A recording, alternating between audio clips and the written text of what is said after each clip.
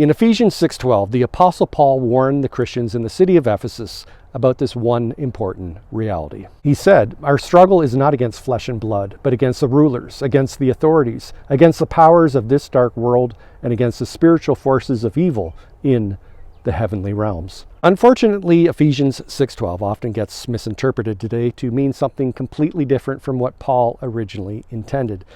And in the next 2 minutes, I'll explain how. So fasten your spiritual seatbelts and let's begin. I remember in the early 90s coming across a poster about an upcoming spiritual warfare conference with Ephesians 6:12 in big, bold letters.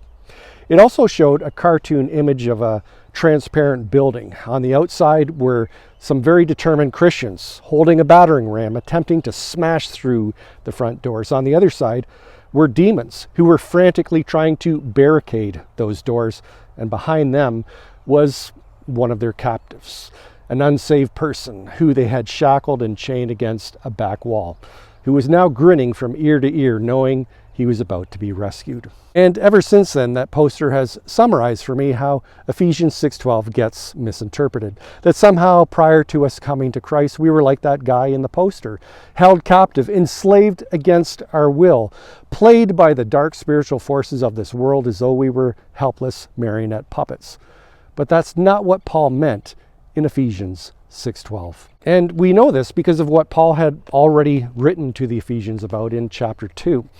In the opening verses, Paul reminds them of their former lives before coming to know Christ, how they had been separated from God because of their disobedient and unregenerate hearts, and how they followed the ways of this world, and how they followed the dark spiritual rulers of this age, who, Paul added, were at work in those who were disobedient. In other words, the reason why the forces of darkness had any power or influence over them was because of their former unrepentant, unregenerate state. So what did Paul mean then in Ephesians 6:12?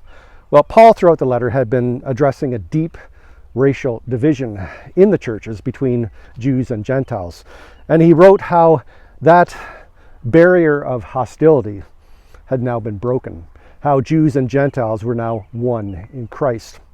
So they should stop seeing each other as enemies and instead focus their attention upon the real one.